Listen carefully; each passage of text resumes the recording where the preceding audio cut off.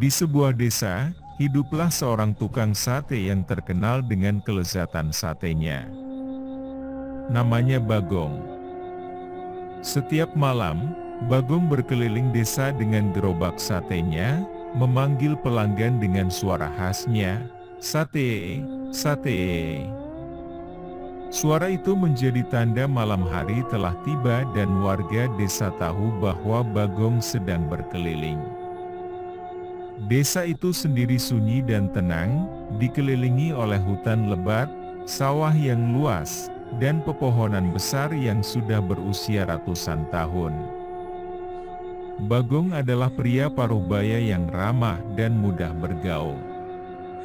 Kulitnya legam karena sering berjemur di bawah terik matahari, tubuhnya tegap meski usianya sudah tidak muda lagi. Ia dikenal sebagai pria yang jujur dan pekerja keras. Setiap malam, ia berjalan dengan gerobaknya yang sudah usang tapi penuh dengan aroma daging panggang yang menggoda. Meski begitu, kehidupan Bagong tak selalu mudah. Ia seorang duda yang kehilangan istrinya karena sakit beberapa tahun lalu. Anak-anaknya, yang kini tinggal di kota untuk bekerja, jarang pulang. Kesepian sering menghantui Bagong, namun ia menahannya dengan terus bekerja. Rutinitasnya menjual sate membuatnya merasa masih ada yang harus dilakukan, membuatnya merasa hidup.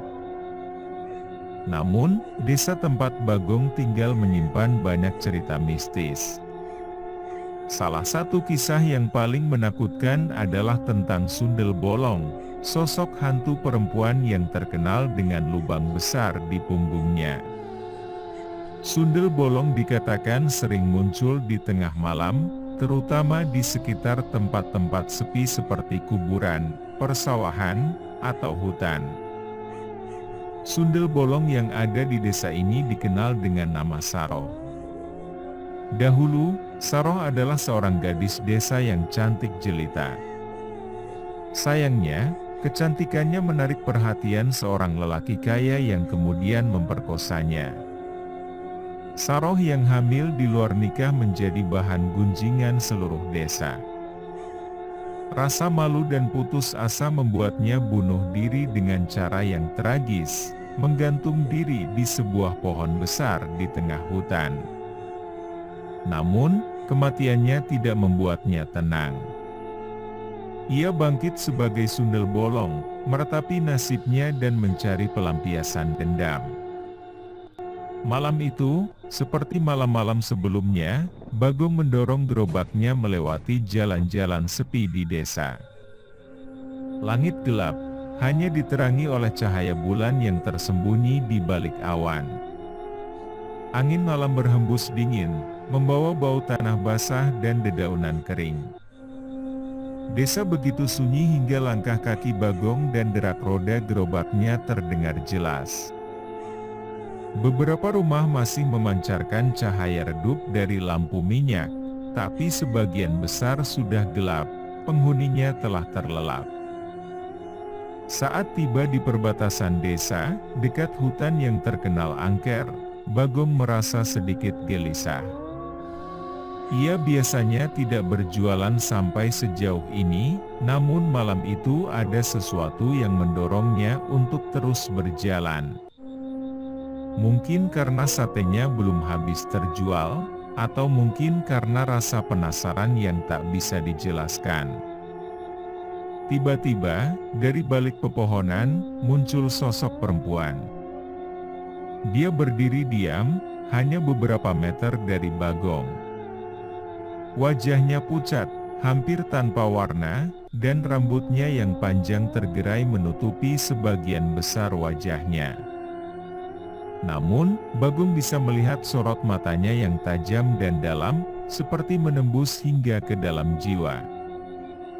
"Ada yang bisa saya bantu, Neeng?" tanya Bagong, mencoba menyembunyikan rasa takutnya. Perempuan itu tersenyum, tapi senyumannya terasa dingin, tanpa kehidupan. "Saya ingin membeli sate, Pak," katanya dengan suara yang lembut tapi menyeramkan. Suaranya terdengar seperti bisikan angin malam, membawa hawa dingin yang menusuk tulang. Bagong merasa ada yang aneh dengan perempuan ini, tapi dia tidak bisa menolak pelanggannya. "Tentu, Neng. Mau beli berapa tusuk?" "10 tusuk saja," jawab perempuan itu sambil membuka tangannya. Di tangannya terlihat beberapa lembar uang kertas yang tampak baru dan bersih. Bagong menerima uang itu tanpa berpikir panjang, lalu mulai membakar satenya. Api dari arang berkobar-kobar, menari-nari seperti mengiringi sesuatu yang tak terlihat. Asap mengepul, membawa aroma yang mengundang selera. Namun, entah mengapa malam itu Bagong merasa lebih dingin dari biasanya, seolah-olah ada sesuatu yang menghisap panas dari api. Perempuan itu menunggu dengan sabar, matanya terus mengawasi Bagong dengan tatapan yang tidak wajar. Bagong mencoba tidak terlalu memperhatikan, fokus pada pekerjaannya. Setelah satenya matang, ia menyerahkannya kepada perempuan itu. "Satenya sudah jadi, Neng," kata Bagong sambil tersenyum canggung. Perempuan itu kembali tersenyum, kali ini lebih lebar, memperlihatkan giginya yang putih dan rapi. "Terima kasih, Pak," katanya dengan nada yang aneh, sebelum berbalik dan berjalan masuk ke dalam hutan. Bagong merasa lega setelah perempuan itu pergi. Dia kembali memeriksa uang yang dia terima tadi dan merasa puas karena itu cukup untuk menutupi penghasilannya malam itu. Namun, ada sesuatu yang membuatnya tidak tenang. Perasaan aneh yang dia rasakan selama proses pembakaran sate tadi tidak bisa hilang begitu saja. Bagong memutuskan untuk segera pulang. Ia mendorong gerobaknya dengan cepat melewati jalan yang sepi itu. Angin semakin kencang, membuat dedaunan berdesir dan ranting-ranting pohon bergemerisik. Seperti ada yang mengawasinya dari kegelapan, tapi Bagong berusaha untuk tidak memperdulikannya. Setelah beberapa saat, Bagong tiba di rumahnya yang sederhana di pinggir desa.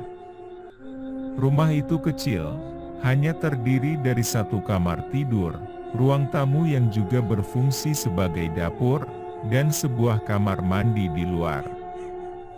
Bagong menyalakan lampu minyak, membuat suasana di dalam rumah menjadi lebih hangat.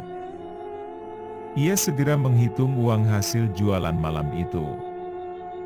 Namun, saat Bagong membuka genggaman tangannya, jantungnya berhenti berdetak sejenak. Uang yang tadi terlihat baru dan bersih kini berubah menjadi daun kering.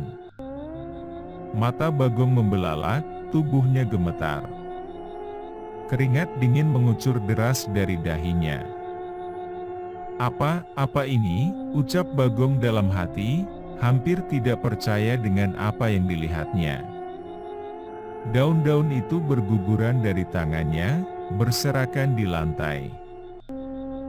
Bagong segera menyadari apa yang telah terjadi.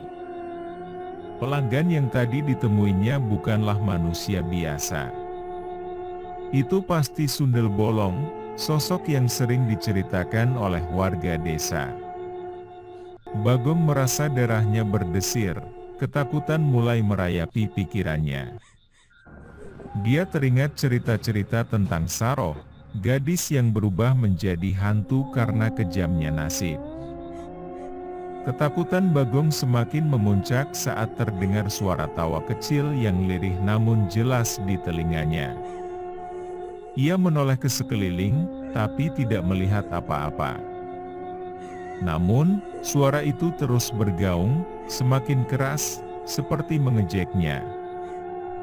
"Saroh, Sarooh, bisik suara itu, mengulang-ulang nama yang sudah lama dikenal oleh Bagong sebagai nama sundel bolong yang menghantui desa. Bagong tidak tahu apa yang harus dilakukan. Ia ingin lari, tapi kemana? Rumahnya sendiri sekarang terasa begitu menakutkan. Lampu minyak yang tadinya memberi kehangatan kini tampak bergetar, seakan hendak padam. Bayangan-bayangan dari benda di dalam rumah tampak bergerak, menari-nari di dinding. Kemudian, tiba-tiba lampu itu padam, membuat rumah Bagong terbenam dalam kegelapan total. Dalam kegelapan itu, Bagong merasakan kehadiran sesuatu. Sesuatu yang dingin, yang menyeramkan, yang jahat. Bagong bisa merasakan napas dingin di tengkuknya. Ia tidak berani menoleh. Kakinya terasa kaku, seperti ditanam ke tanah. Tapi kemudian, dari kegelapan, terdengar suara yang begitu akrab. "Terima kasih untuk satenya, Pak." Suara itu berbisik tepat di telinganya, sebelum Bagong merasakan sentuhan dingin di punggungnya. Ia berteriak sekuat tenaga, tapi suaranya seolah tersangkut di tenggorokan. Tubuhnya terjatuh, terkulai di lantai. Bagong pingsan dalam kegelapan, terhanyut dalam mimpi buruk yang tak berkesudahan. Keesokan harinya, warga desa menemukan Bagong terbaring di lantai rumahnya. Dia masih hidup, tapi tidak sadarkan diri. Wajahnya pucat, matanya terbuka lebar dengan tatapan kosong yang penuh ketakutan. Bibirnya terus bergerak-gerak, menggumamkan sesuatu yang tidak jelas. Beberapa orang yang mendekat bisa mendengar apa yang Bagong ucapkan. "Sarooh, daun, sate." Kata-kata itu berulang-ulang keluar dari mulutnya. Warga desa segera menyadari bahwa Bagong telah bertemu dengan sesuatu yang tidak seharusnya. Mereka membawa Bagong ke dukun desa untuk diobati, namun bahkan dukun itu tidak bisa sepenuhnya menyembuhkan Bagong. Sejak malam itu, Bagong menjadi sosok yang pendiam, hampir tidak pernah berbicara lagi. Matanya selalu kosong, seperti sedang melihat sesuatu yang tidak terlihat oleh orang lain. Satenya, yang dulu terkenal, kini tak lagi dijual. Gerobaknya dibiarkan terbengkalai di sudut rumah, tertutup debu dan laba-laba. Orang-orang yang lewat sering merasa merinding setiap kali melihat gerobak itu. Mereka tahu, sesuatu yang mengerikan telah terjadi pada Bagong. Sementara itu, di dalam hutan, suara tawa lirih kadang masih terdengar, terutama saat malam-malam sepi. Tawa yang dingin dan mengerikan, seolah-olah ada yang merasa puas dengan ketakutan yang ditanamkan di hati manusia. Dan di tengah-tengah gelapnya malam, di bawah pohon besar tempat Saroh mengakhiri hidupnya, terlihat sesosok perempuan dengan rambut panjang terurai, berdiri diam. Matanya yang gelap menatap lurus ke arah desa, menunggu mangsa berikutnya, mencari seseorang yang bisa diajaknya bermain dalam kegelapan yang tak berujung.